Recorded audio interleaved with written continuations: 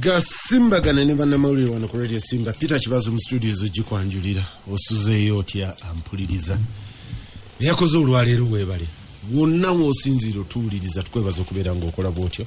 Peter Kibazo n'embeera mu studios za Radio Simba okwanjulira program Gasimbagane Ne Bannamawulire. Abali mu nsi z'ebyobufuzi lwakedde lulala. Nina Haruna Kanabi, Nina Charles Romshana, Muwanga Kivumbi na Aisha Kabanda bajja tusanga.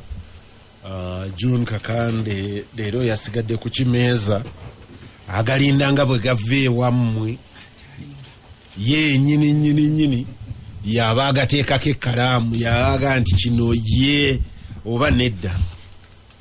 Charles buuza abantu abatuwuliriza abaagalwa ate okusinganya ab'emyoyo emirungi, Katonda w'amaanyi, Katonda wa kisa.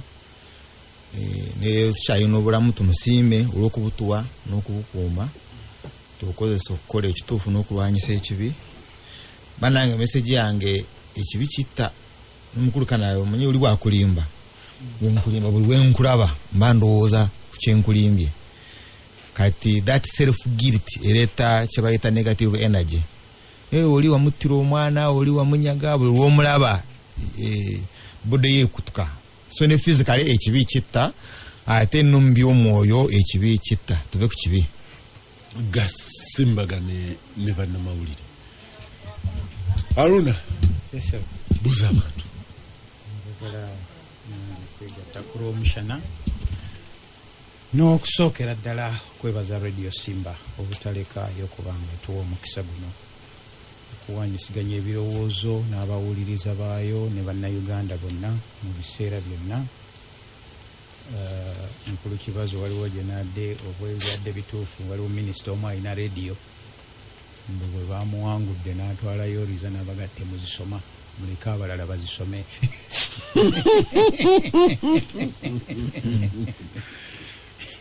Naye nadde nkyaverifayinga oba ddala byadde bituufu nabaga nti owangereza ati omukulu yennyini yazireese wano naye agambye tetuzikola ki tetuzisoma. Naye Simba njebaza nti ezo ensonga tetuziina wano.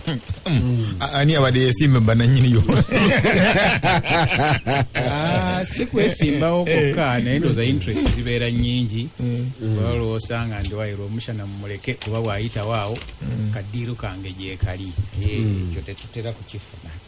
Naye kati era omushana bw'anaayitawo kaddiiru sikalaba kuba twanditandikidde kuffe.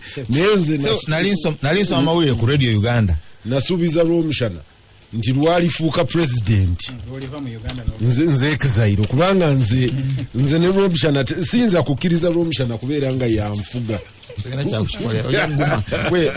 Nene Nobert Mao twakkiriziganya, ye Nobert Mao yaŋŋambirawo nti ye opposition eyebeera deployed nti ye lwafuuka president yamanya nze gyendi. Lwaki yeraliikirira? So nali nsoma ng'aba teyeraliikirira. Nali nyina mukkiriziganya ne mukkiriziganya wa buli omu waanaabeera. Nga nsoma ku university nali nyina ka part time kusoma ku Radio Uganda amawulire. Ago waffe ogo olunyankole RRR. Kati ne nyingira akalulu ne nkawangula. Ate nga nze ndi ku duty. So nizija ningasoma obulwa amakerere asenje obulwa amakerere Charles Romshana oyo nagasoma ati. That was unethical. Yagakugasoma yakola bubi nnyo. Kuba wali toyinza kubanga gwe owo wangu dda. And that was the news. Arenga nze mpango ne. Naye nga tosobola kwesomako. Bandireso omulala n'akola ki? N'agasoma. Naye mukulu Kibazo nga tuli mu kwanjulwa amawulire wiikeeno Kanabi bwangu nnyo ebaddemu ebintu ebiweraawerako ng'ebyobufuzi bitutte ndowooza omuteeko munene nnyo mu bintu ebibaddewo. Naye yakusooka ku nsonga y'abashefe abaasumuluddwa oluvannyuma lwa kooti ejulirwamu okugamba owaye Kanabi omanyi mulimu ebintu by'otwala for granted nga tonnayogera.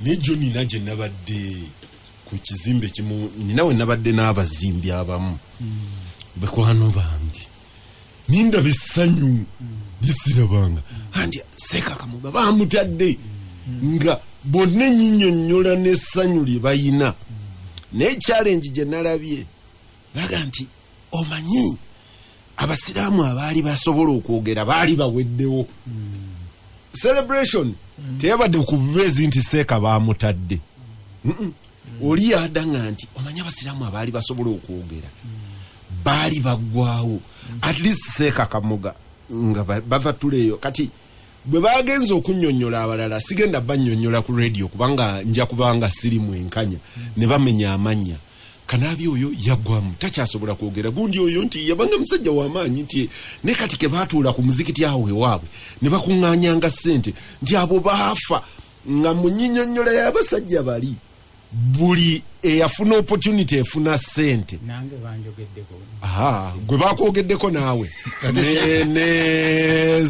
ani ne Siraje ne Sekaziwa nga banyonnyola foundations za Speedica movement ye yavaamu abatabuliki eriyo ne musajja wange omulala gwe bangambye gwe nabadde simanyi nti oyo Sekamatte nti mukyenda mugumu je oyo musajja ekisooke ye yatemako embwe yali etumanyira nentunulira olina nti ukakasa ntikonze ye oyo musajja wange Sekamatte nze kati mukulu Sheeka Kamoga mbadde musabira ali maze ebbanga ddene nga mukolera campaign bamute mainly okuba nti ndi nali convinced nti bamusiba olwenzikiriza amawulire kyali ku Sheeka Kamoga ne banne nga kooti yasazeewo nti mutuufu kooti eyawansi yali ebasalidde okusibwa obulamu bwabwe bwonna ensonga yali teyazeetegereza bulungi ng'ebigambo obugambo tebisobola kubeera nga ono Charles yagamba wano terrorism yali waki wamimwanje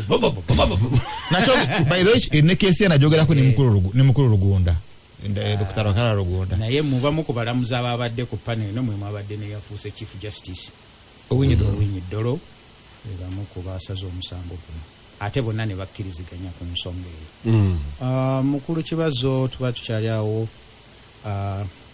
National Council for Education naye nega nti twakkiriziganyizza ne President basoma ebyobusawo bonna bakomewo bumalirize kubanga bantu bakulu nnyo balina okubeera nga bakola ki bamaliriza basobole okugenda wasomye ensonga lwaki bakomawo mu ddwaliro kubanga balina okukola obupakasi exactly ensonga yaabwe teyabadde nti abaana bajje basome bamale tuyina shortage ekyo kyennyini era okuva ku third year okutuuka ku internship be baweereza mu malwaliro kakati tebaliiwo njagala kutegeeza mu mwezi guno abaliyo bwe bamaliriza kitegeeza nti amalwaliro gajja kusigala nga galina abasawo batono nnyo naye gavumenti mu kifo ky'okurikuruutinga naye eyo nsonga ndala naye ekibadde mu mawulire nti bagambye bakomewo basome basobole okubeera nga bakola ki nga bagenda bayambe mu ssaawa eno gye tuliko nga mukulu Kibazo era tukyagenda maaso ensonga ya covid mu Uganda ekyalinayo nkulu nnyo emiwendo gigenda girinnya gy'abantu abakeberebwa ekirungi nti n'okukeberebwa nako kweyongedera mu kiseera kyekimu ne gavumenti nega nti abasobola mugende mukole ki mwesasulire naye nalabye leero mu weekend era nga minisita wa health aga nti amalwaliro ag'obwannannyini n'amalala tegeetantala okutandika okwagala okukebeza abantu nafunye information simanyi okukebera simanyi naye at least manyi amalwaliro abiri from information from government ega nti dino baali clearinze ne dino baali clearinze bulwala basobola okutreatinga bagambye tebageza minisita yakizeemu ndowooza yali ebadde naggulo naga nti ensonga yasigalira ku bifo ebyo yennyini gavumenti yakola ki yateekawo naye era mukulu Kibazo tubadde tulaba wiiki eno nga amawulire galaga bulungi nnyo naye ndowooza kino kibeere ku ggwe ng'omuntu nti abantu babadde mu kalulu naye ng'ebintu byoga nti waliyo obulwadde ebyo tebabiriiko ku nsonga y'emu sebe ya covid lw'otunuulirako wabweru South Korea nga gavumenti yaabwe etaddemu amaanyi okusanga nga toyambadde masiki fayini ne Bufaransa Germany abantu ne beekalakaasa baga nti covid teriyo batutawaanya butawaanya 200 ne babateeka mu kkomera Brazil ndowooza wiiki weggwereddeko eno nga tuli mu bukadde 4 obw'abalwadde be balina so naye n'ekimu kubadde mawulire Gervesiga wano mukulu kibazo naye nga kikwatagana ne covid BBC yagenze newandiika story nti obwavu bandibanga kyekimu kukiwonyeza abafirika okubeera nga tebakola ki naye yageneratinze a lot of debate abantu yaga nti abazungu balekerawo okutumanyira nga baboogeddeko amazima nnyini nti okubeera awamu bo bamanyira zino senyiga ono bwe baga yabaluma buli kaseera so kati n'emibiri gyabwe girabise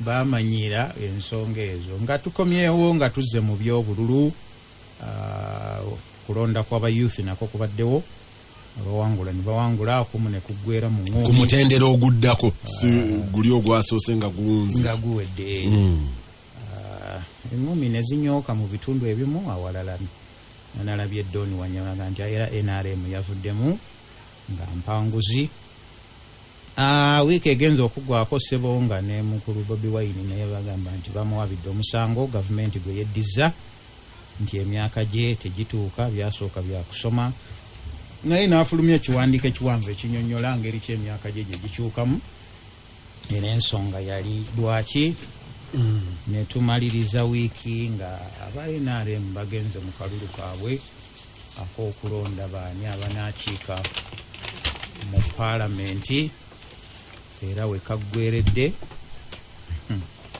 adde ndaba waliwo abeerubaga balonze Betty Kamya ne baga nti Ssaabasajja yanduwulidde atya nga tuwadde Tindyebo twalonze Tindyebo nga Kamya si gwe twawadde nga nti waya ovatonzi zino gazibeeramu eyo mpolampola bazonto bwe bazoogera ate ne babatwala nga tekalinya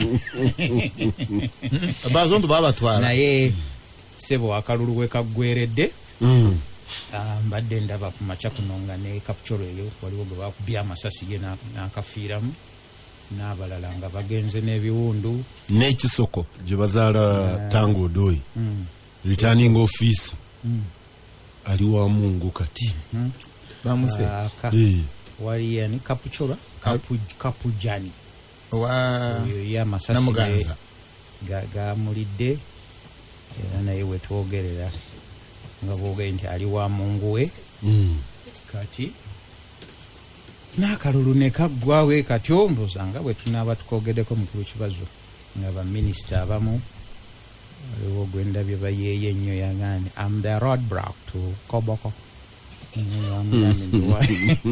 gateway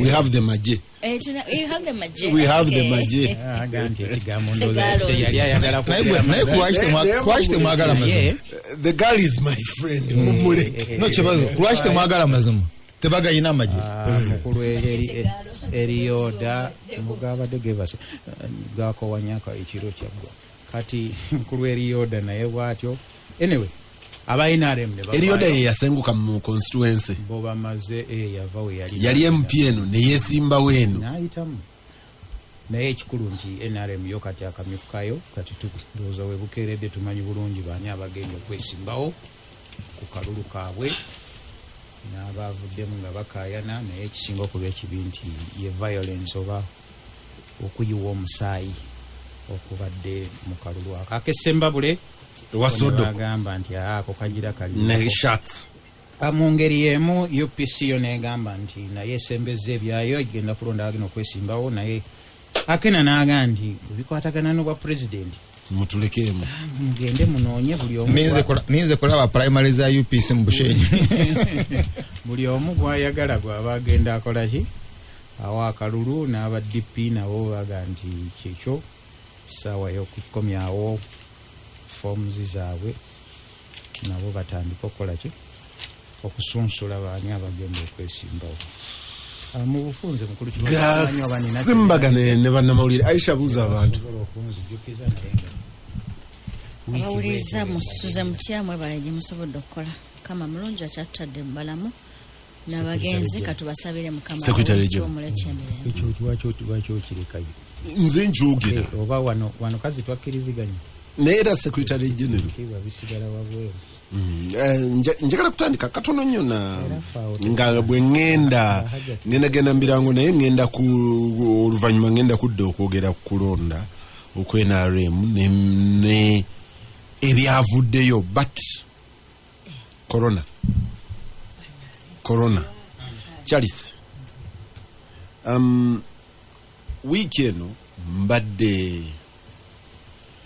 mpuliriza amawulire ag'enjawulo abantu ab'enjawulo olumu ngezaako okubeera optimist ndi omu ku bantu ndowooza buli wiiki nkebera emirundi ng'ena ndabe progress ku vaccine eriyo possibilities ki baluwa abasembedde of course abarasha baali batubuguumiriza neneewaabwe erabika yo yennyini tebaafuna impact but ng'ensi ekyatambula nga bwetambula nalabye Nigeria yaggulidde ennyonyi zatandise okutambula nalabye ebbaluwa ya mukyala wa president nga agamba finance nti banange capitation grant gwe mwali mwawaayo temumukimayo mu masomero nti naye ate eyokubiri ng'ebagamba n'obagamba simanyi butuufu bwayo na butali butuufu kuba yabadde ne date problem eruwa eyakiife nanti yabawadde deadline nga baazikozesa abamu baali bakyazina kati eya mukyala president bwegenda eya omukyala wa president minister wa education bwegenda eya minister wa education bwe yagenda yo yamugamba nti why abantu sente baali bakola ki bazikozesa baveeko naye kati eyokubiri eyagenze nina issue nayo olwa deaths kati simanyi butuufu na bukyamu bwayo naye eyokubiri eringa eraalika nti abaaye twandiddamu okusoma amawanga gatuuse levu ne gagamba nti tugube tujja kubeerawo nadde njogera n'abali e Tanzania nina mukwano gwange akolera e Tanzania mu food and agriculture FAO yaga nti anti Magufuli's theory and mode of work nti yagubya abatanzania nti ekirala teyabe exciting nemugamba naye abantu tebafa naye nti abafa neera bulijjo baali bajja kufa and aga nti bwe batunuulira numbers zaali era abajja okufa bajja kufa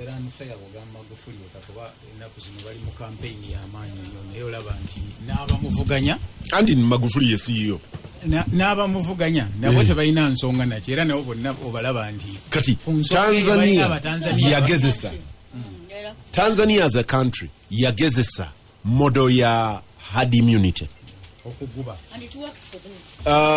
bangambye Malawi from the same source nti Malawi yabutaabutana negenda mu lockdown negenda mu herd immunity nebeera awo aga naaga tera nekibakubamu naye as we speak they are like hell life will go on.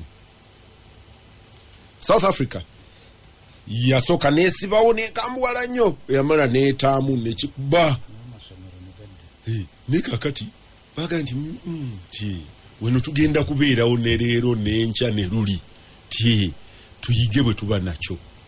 Uganda quietly nayo yagenzawo nalabye Nigeria yaguddewo airports, Nigeria yaguddewo businesses eina beetagguliddewo olw'ensonga ngega nti oyo nti ffe bwe tutwala ennyonyi ewuwe yatugambye mbusimanyi tulina kusooka kuyitira gindi ne batukebera ne batukola kutya ti ez'oyo naye tezijja wano but purely business decision.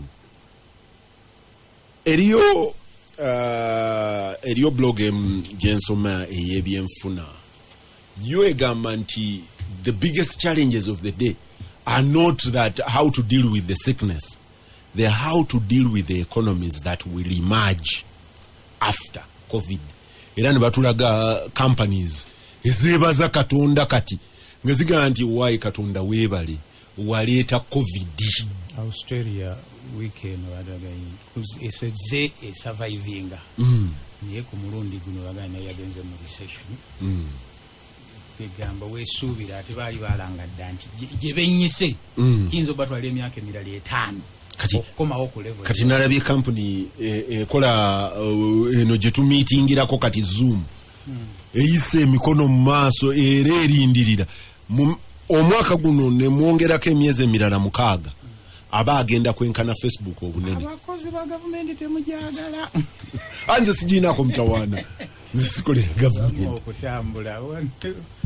oyagala nze mba nsooka Charles Romshana nga okikomyawo wano ewaffe kyoliko oba kyetuliko kyetwogerako si bulwadde obweyisiza engeri obulwadde gye bweyisaamu bulijjo. Kino kyebayita an epidemic. Kati simanyi engeri omuntu twayitawo ku epidemic twayitawo awo ne tweyongera mu maaso kineneko okusinga ku epidemic and pandemic sorry and akireeta kakiiko kansi yonna k'ebyobulamu World Health Organization. Kati yo negamba kino ekirwadde ekirumbye ensi yonna fe okusobola okukiwona tulina okulemesa akawuka kutambula ate tukatte ate engeri yokalemesa okutambula yeeno amawanga gasooke galookinge, ekyokubiri to social distancing, ekyokusatu sanitizing nga bwe tubigira, but ekikulu nnyo tukole contact tracing, isolation and treatment. Now byo biri standard. Kati oyinza okwogera oluzungu lwo, oyinza okugenda gyogenda yonna, but byo biri bintu bya science biri standard. Bigoberere obeewo gaana kubigoberera, oyinza okubawo by chance oba oyinza okufa because waliwo abakoze eki, waliwo abafudde. Now waliwo kyogambye nti we are at the level nga sina kutoa ku ekyo Magufuli ye yatunulira life ye because ne ku what mu street tubayina oba these slums sanga yo mchana nagamba nze ngenda kwetunda netunde nga sekumye because bwemba kikoze enjala egenda kunzita okufa enjala leero wakiri nfa sirimu emyaka ene etano egenda okukola ki egenda okujja nayo ndowooza naye gwe omugambe mu bya science weekuume bwote nagamba akati naakomawo because bonna bakwekuuma sijja kulya and you take that decision. Naye it's not a wise decision, I wouldn't say that, but kati ye decision ya Magufuli and ye asalawo but wetuli I'm saying actually Bungereza je yasooka Bungereza nga abalala bonna Europe baggalawo Bungereza ne Germany baluma amanyi baga nti tugende mu herd immunity. Bungereza kimala kubakuba ne balabanga kirabika kiganyi ne bakkiriza. Now kati messages are but you see you can't say nti Magufuli ali mutuufu. World Health Organization yo nchamu abazungu baga the test of the pudding. Yeah, let's wait and see. Kibazo Magufuli engeri gye munawangula World Health Organization n'aba science. Kati wano bokireeta wano nabera mu NRM kusinga nnyo primary za NRA. Tuyinawo obwapa ku nguudo akagapa kagamba speed limit kilomita 8. Aisha takalabangako speed limit kilomita 8 ya Aisha ebera ne speed limit ebiseera bingi ira mupiera nga mikadde wa boro joints obachi but Aisha sees fire.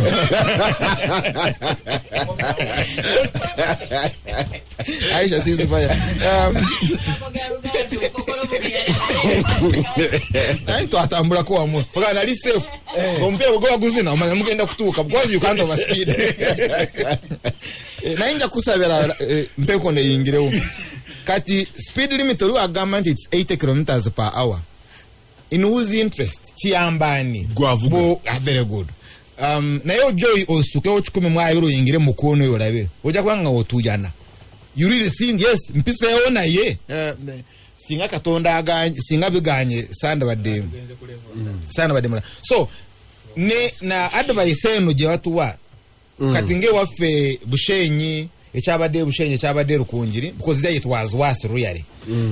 Messages za COVID ziri mu lulimi olwaffe omanyi bali babivunula bulungi munabo mu ngalo mutakana mujwaro kokoro those kind of things nga buli omwe ategeera buli omu gets that but abantu still baganye ne babeera mu nnyiriri nawe asomya abimanyi Gufuli yagamba olwa economy olwogamba nti waffe leero kabafe enca n'ataggalawo than ono amanyi nti kitta nagamba kasengere gijagala akalulu kankoleki naye ate nga mukambwe nnyo eri Aisha Kabanda eri kibaza amuwakanya gwakusiba ate nakolaga ngeri gyoli omutemu naye ate ababe they are angels.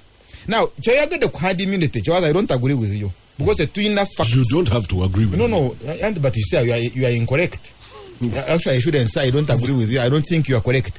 Ogama there is hard immunity because the twina evidence eragant walwaba awonye covid beta akutte. Actually Charles wetaga kusomako katono weyongereyo please no ate katono just read a bit more gena maso tujja kunyongerayo ekifuba nyongerayo ne facts ongambe nti Tanzania ono yafuna covid nafuna hard immunity and because yafunye hard immunity second wave yagiwonye teyafunye reinfection because waliwo bangi abafuna covid ate ne bafuna reinfection.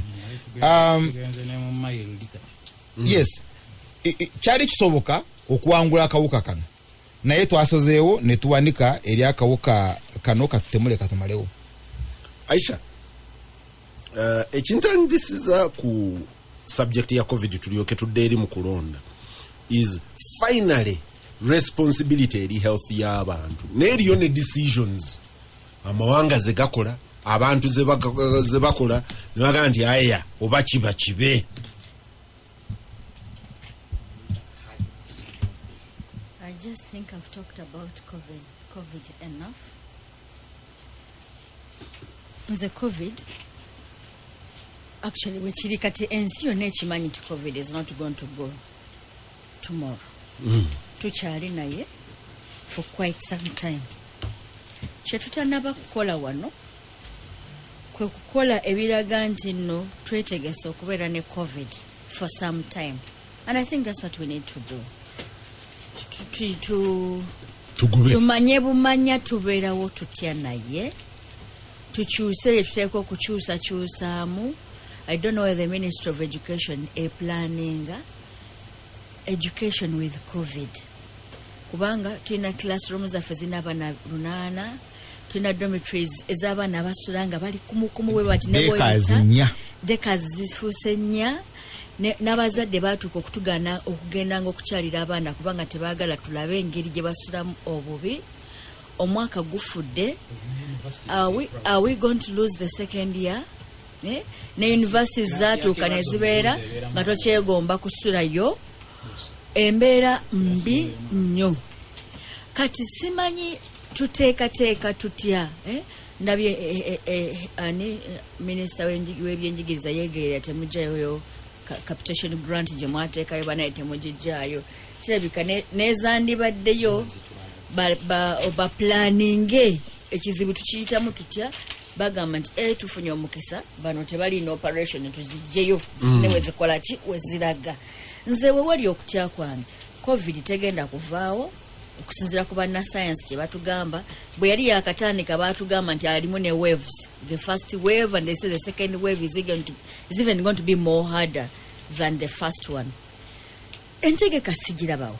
Kirabika ffe twewaayo tufe, abafaako banaafaako, abanaasigalawo banaasigalawo.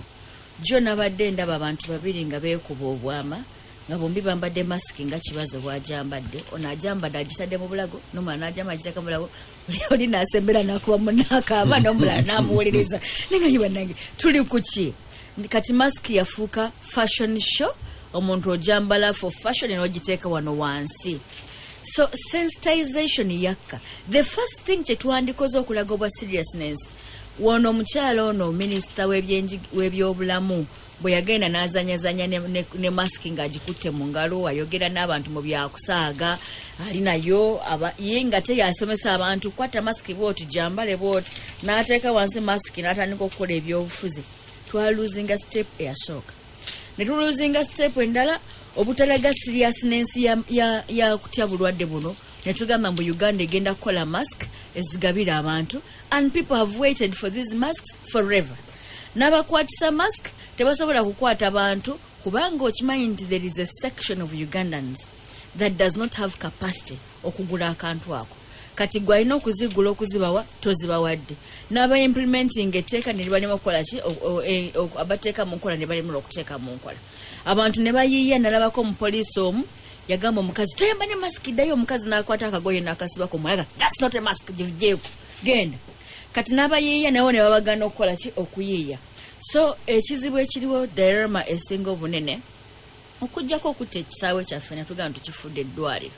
Ne bwogenda mu malwaliro gano aga wansi gano agaffe health center 3s health center 4s. Actually bangambye by last week ne Namboole nyini gye baali baategeka nga ng'eddwaliro lyali teriri ready, nga quarantine center yali ready, ng'eddwaliro facilities ze baali balina okuliwa. Nalabye omusawo omu ku balina okumanaginga Namboole ng'atugamba nti nina okubeera n'ebitanda ne bibeerako ebyuma ebikolerako naki nti ebitanda nkyabisuubira, ebimu bijja kutuuka this week ebyekikulu ekyo.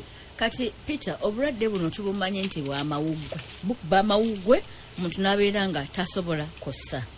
Abantu baffe Uganda baagumira dde obulwadde, atuuka ogenda mu ddwaliro ng'ali mu kaseera kabi takyasobola, asooka n'agumira ddala.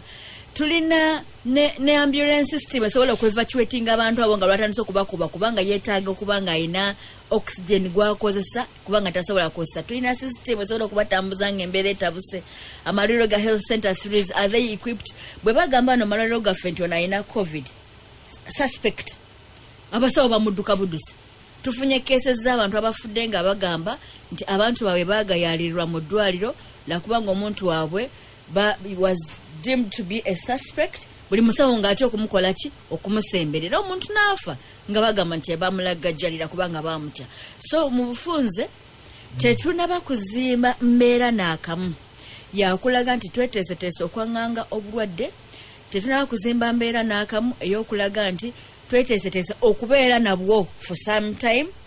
Tuliwo bubeezi kugikolamu bya bufuzi. Restrain gw'otayagala kwogera tayogera wano nkiiko bulukuba ng'obadde ku side evuganya gavumenti bajja kugamba you put people at risk of covid no tosaanidde era bajja kugaana. Bonna obeera ng'oli ku side nga bano aba NRM babadde banoonya obulu, no one stops them. Then issues za covid tezibeerawo. You can hold in meetings, in rallies. Ne President Museveni wano tolabye layini zaabwe nga balonda layini zaabadde muntu ku muntu. President nedava ku layini zaabo. President Museveni yagenda wano juzi wano ekawaala simanyi oba yali aggulawo ki. Abantu ne bajja okulaba president ne basimba layini enguudo ne bali president waali bali muntu ku muntu. Nobody cared, and this was the head of state. Kati if such a thing kisobola okubeerawo awali omukulembeze eggwanga ateekwa okubeera nga yakubiriza ffenna bannange social distance nga yakikoze, what do you expect of us? Abantu baganye okuwira bagenda kufa. Omanyi bwe nagenza okutunuulira abantu abasinga babadde batunuulira kulonda ne results naki naye nga ntunuulira njagala kulaba abanaajaganya egindi. Nalabye n'abala ssente ng'akwata ku malusi bwati nakwatako n'abala busatu bwagira bwati bwabala. Ate abanyumye ennyo ababadde balwana mu kizimbe kati oganye ekkanisa ate n'okkiriza crowd mu kizimbe ate n'erwana. Ndowooza mukulu kibazo tuyambe tuyawula ebintu bibiri. Waliwo Aisha ne Bamushana batunuulidde nnyo ze twandiyise systematic failures z'eggwanga nga Uganda nti health sector yo yennyini yasangibwa ndwadde covid n'agikola ki. N'abaana betwogerako kuba sirowooza nti mu ggwanga eri abantu abayiseeko mu ssomero Muwanga ono yefaani w'abeeriiti. Era nalabye waliwo banamuga nti bw'abeere yanyoomanyoma banne naga nti bano tebaasoma bulungi. Era omulaba ye kati avudde ku masika ze ku shirudi nti twandibadde Aisha musango ne Lwomushana nga ffe tutwala era baana baffe mu masomero gye babasuza nga n'amadirisa gennyini nago tegakola ki kuba kati tutunuulidde covid. Tusooke tuddeyo tutunuulire eri primary health care.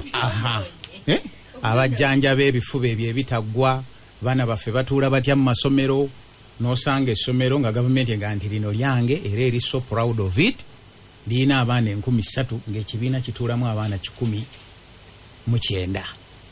So eyo embeera yaffe okusooka nga covid tannaba.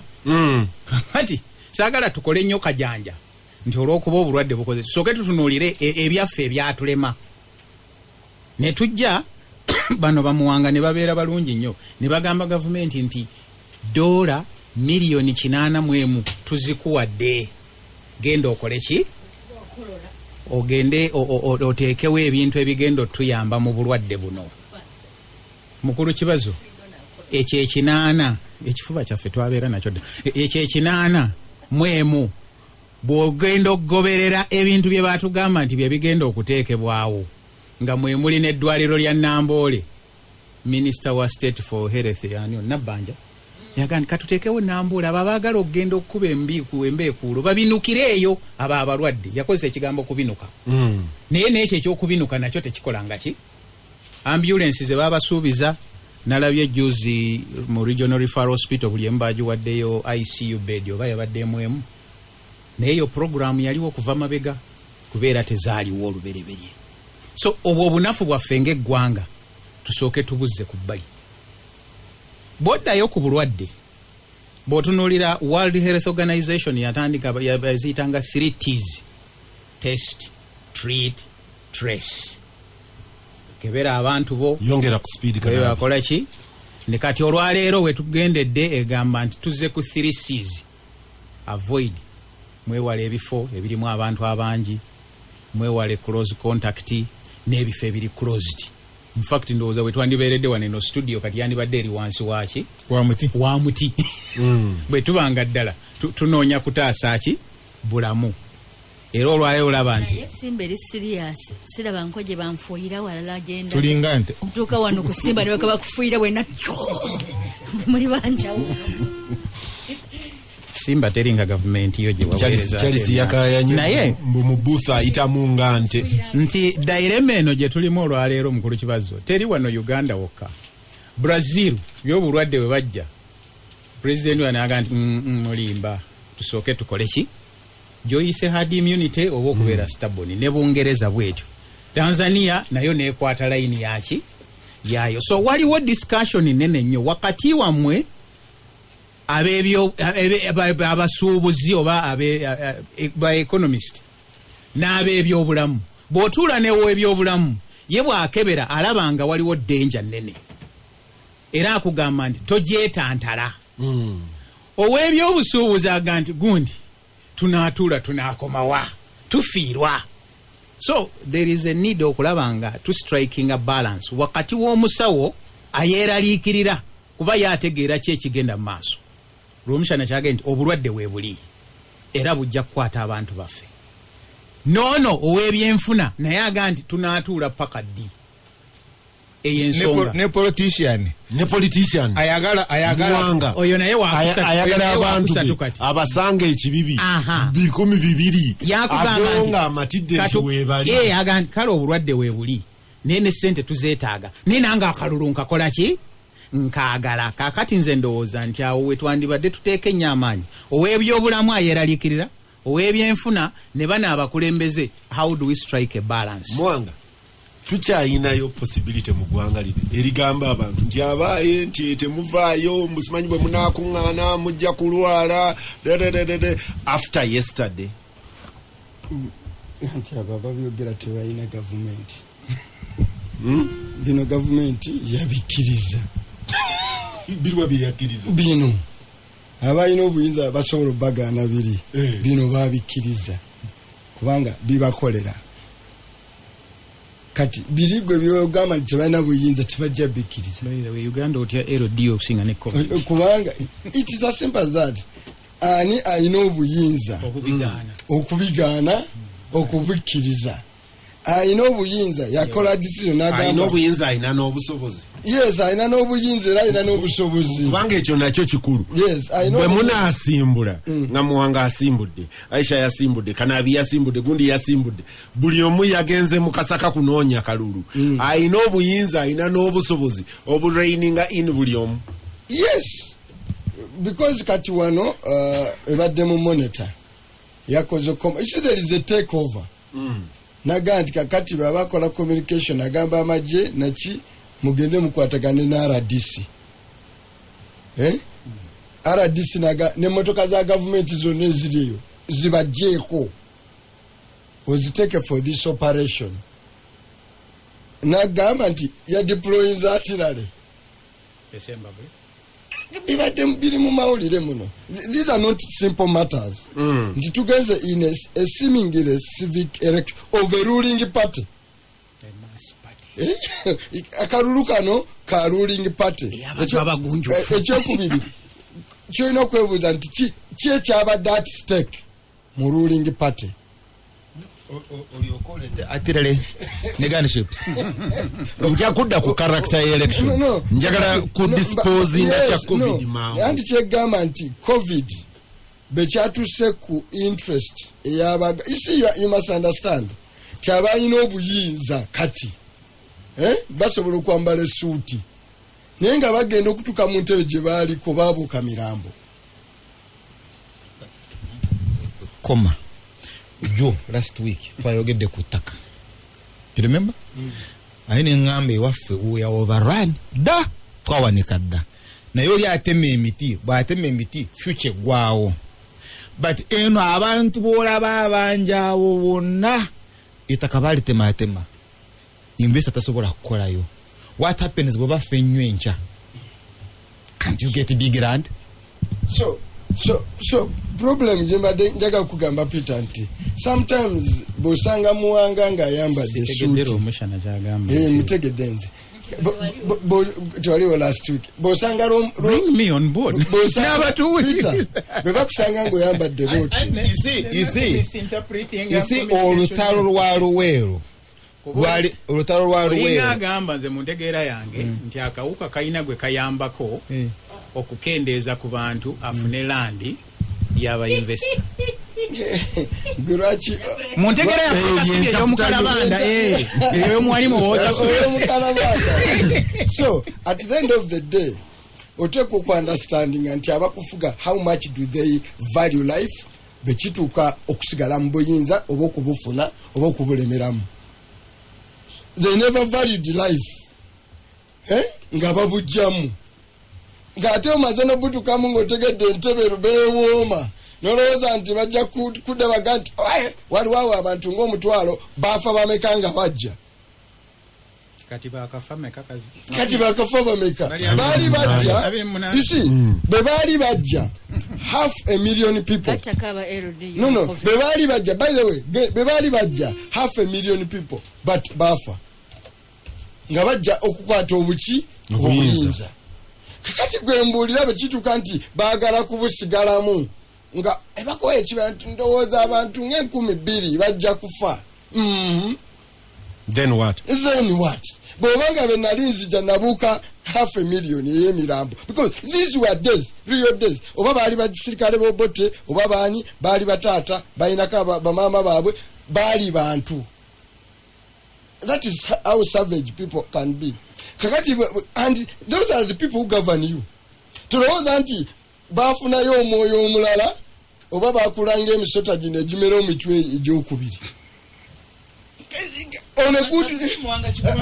Muwanga Kivumbi nze nkutegeera as Muwanga Kivumbi kati kangende ku muntu w'ebutambala gw'ogambye yesterday jo covid etta tobeera na muno ku lusegere right kati oli aleesa akalulu under the crowd baloge kiki kyekugamba nti omuntu w'ebutambala ayina kumanya bumanya ti bano ababafuga be batuuka ku ky'okusigala mu buyinza. Saagadde kyogero ekyo nti be batuuka kusigala obuyinza olaba be baali babujjamu. Mani ayinako olumu debate ku DP nga abantu bajakyuzinga ti DP teyagenda mu buyinza all the years naye mbabuuza ti DP be batekkiririza mu kuyiwa musaayi tekkiririza mu kubba bululu kati nze etyo yandigenze otya mu buyinza ng'ababuyina bayiwa musaayi babba bululu. That's when you pose the wrong question.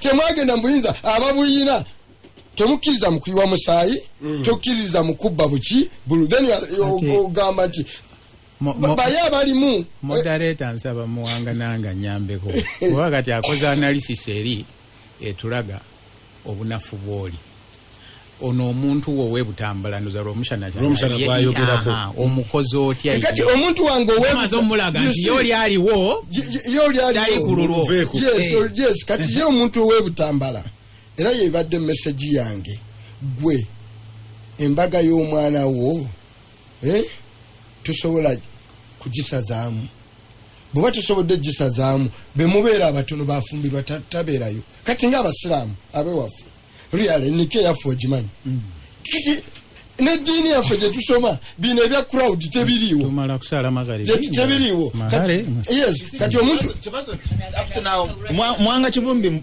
ndowooza either obuze wanze mbuze zisoogera ku butambalaze constituency mali giretaza an example because abantu baffe baziise scientific abantu baffe baziise bakoze weddings ziri scientific tosobola kugamba nti muntu ku kyalo tamanyi ekyokukola okwewala akawuka naye kana akalulu bwe kazze ne babeera ng'ente mulundi gumu nga bwolaba ensaanafu what is wrong because politician yemanyi mufu but what has gone wrong with our people you see Peter njega kugamba Charles Romushana nti beauty ensi gyefuna the best gift ensi gyesinga okufuna kwe kufuna abakulembeze abagunjufu the worst curse kwe kufuna abakulembeze abatali bagunjufu. So what we are talking about is simply a question of how tukungula how civilized are your leadership across the board ono achambade na ino utalo lunene nnyo and have been accused failure of attending a function mu COVID and have not attended any similide kona mu town wadaji but it's me alone atachiri costly bakikukozesa akale era baganda omusajja COVID okuva lwe yajja yewulira tajanga kwano kuzika tukoze emikolo gyaffe talabika. The question is gwe problem jona this is where it had single leader gomanyi how wagulu eno bwe wali ewavungu ye musawo naye bwabatunuli ene wagulu eno bo bano gye batunula basubirayo subi gomanyi kitali nkuba gwali olina kasitulu ye musawo gwe baletera omujanjalo naye gwe ng'omanyi enkuba tegenda kutonya nze I sit here nendaba ti COVID sente bazibba ne bazimalawo bagalandala manyi nti nebezabba twali twewoze newole possible n'abazungu abazituwa basooka okubuguumirira kati bali hard up balina ebizibu byabwe kakati gwe n'omanya nti bano be batunanga abakulembeze babalimba President Museveni abantu besooka okuba mu COVID yakuba abannabyabufuzi abaali bagaba emmere not any other group abantu beyayita swine n'abayita terrorist bebanabe naye omu ye yatula ne pate ye n'agamba mujja kulayininga musimbe mu mugongo n'abatali mu register mwena mukungane kasita chairman aganti you wonder how double faced this gentleman is. Honorable abantu bano basaba kinene gwe mu statement yogamba nti bantu baffe disregard this leadership bakuusa tebafa ku bulamu bwammwe mwebeereremu. That's what you are communicating. Naye nga abantu abakulembeze ffe tukuba ekifaananyi ekyomu maaso ekya bonna across board si bannabyabufuzi balulira luvuganya oba bali mu ba gavumenti abalaze ekifaananyi ekyawufu. Kati wano mu kifaananyi Sarope is here talina mask si mu bulago si mu ngalo alina abantu bonna tekuli alina mask. Honorable newankubadde ensonga yo ntuufu naye ate enkiiko muzikuba naye ate abantu bagamba tukola semberazaayo wedding yo kati ugasembezayo wedding yo NRM bade mu primaries wana aba movement namwe aba position babafubutula bufubutuziye mukuba enkiiko meetings are actually going on. Ekikulu kiriwo nti tewali confidence wano nti COVID atuyinamu effect and the responsibility eri kufena abakulembeze okulaga abantu nti COVID wali atukosa kati fena abakulembeze teri alaze ekyo sina bakola abakulembeze nga batambula with masks teri atambula nazo. There is a olumuvubuka abadde muvubuka muto w'amaanyi mulungi ate nga talina any sign of sickness yakutuse not less than 12 hours nga tasobola kusaate n'akola ki n'afa ne bamuggyako result ne bamuggyako these samples z'okukebera and they can't bring back results. Abantu tebanakulaba engeri kana akawuka engeri gye kakutudde omuzungu and ne leader Museveni n'abalala bakitegedde ne message bagibuulidde abantu bw'abanga bakyuse kulwaki abantu bana bakutegeera ekizibu olulimi lwe tukozesa baloge kibi. Where is the problem? Trust. No. One, you don't walk with the talk. Yes, Mengaba kulembeze. You don't walk with the talk. Nagamba nti damage chi president je yekwa gwe waliko president at a small level of Makerere students without any means of coercion. No matter how hundreds of students abakusinga because you are called education, you are not the finest. Okay, kubibuzo sigo waite nnyo nenga bakusinga n'amagezi but they looked at gwe nga gwe batunulidde kyolisiru omusana nga ne bw'obagamba tugende ku lw'omusana highway bagenda bagoberera wajja mulembe gwa no wajja mulembe gwa Museveni kyobalaba kyobazo bano balowooza nti bw'otwala education oba toyina magezi tagambye ono mulembe gwa Museveni mulembe gwa oba wakola education ogwamini nga olina okuba top cream nedda kyagambye nti ne mu education si gwe wali osinga naye abantu bakuteekako obwesige ng'olaze obukulembeze mu bukulembeze kyagambye nti wakola byokola sagambye nti wakola tofuna si gwe wali wafuna first class sigwe wali osinga ne people looked at you Charles nga bw'otunula bw'oti bakulaba and abantu abakulonda Charles balonda Charles lw'omushana ali nide. By the way, ne President Museveni naye yali nide nnyo n'ayogera bigaba n'agamba that is our leader and the beauty of the students they vote you, they believe in you.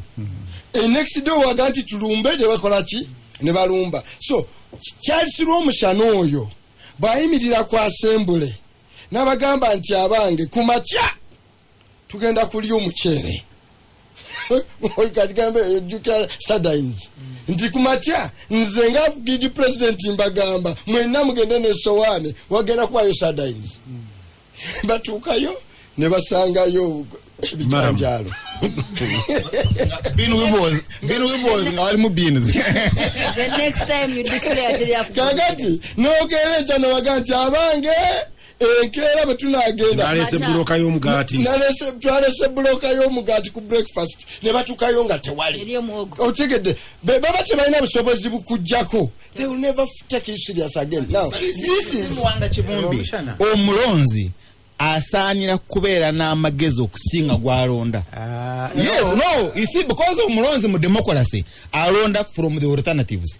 Yalina okulaba nti Muwanga Kivumbi oli mulimba, Muwanga Kivumbi oli musuru n'alonda muki ali the best for the country. Yes. Eidiru gyoyogerako Abamerica kyovula are the framers of the American Constitution but are demagogues. An American president ideally tali elected through popular vote. Bajja ne bakulonda bali ne baleta electoral college. Edda ekyali framed nti ono afumula ebigambo bemumusanga nga si asaanidde electoral college eno ne kati babikyusa ewaabwe bwewundika electoral college n'oleeta bw'oyagala ne bakulonda. The idea was nti democracy oli democracy omusajja omukumu yaga nti an ignorance of one voter can impair the security of all. Obutamanya bw'omulonzi ogu a very ignorant voter. Mwirani omala kugenda eri mugundi mushura very ignorant leader. So we are finished. So my question is, one, Asha Yabad Saminze Bulungi nti one of the lack is you don't have a leadership, one that enjoys trust. Ate naye teyeyambye kugifuna. Ekyokubiri, tuyina leaders abatavaliwinga life. tulina abalonzi katono nnyo kabadde ku gundi we yeewuunyiza naye mbadde ntunuulira emyezi ng'ebiri emabega ng'abantu abasinze okuviolate nga ze bayita standard operating procedures baminisita kakati omuntu bwagenda mwe mutuula mu kabineti ne baga nti batudde omukulu najja n'atubulira nti bino bye bigenda okukola ki Lukutana n'agenda n'akola bibye Eriyoda n'agenda n'akola bibye gosanga gundi ani ono wa ICT munnaffe n'abakoba nga naye akoze eki kati omuntu bwagenda gattagatta n'abuuza oba nammwe temubikkiririzaamu nze lwaki njagala mbikole ki bwe tutuuka nga Kanabya ajja ayambadde masiki bw'atuuka ku muzinda nga naye bano ntuula nabo ng'ofuuyidde Muwanga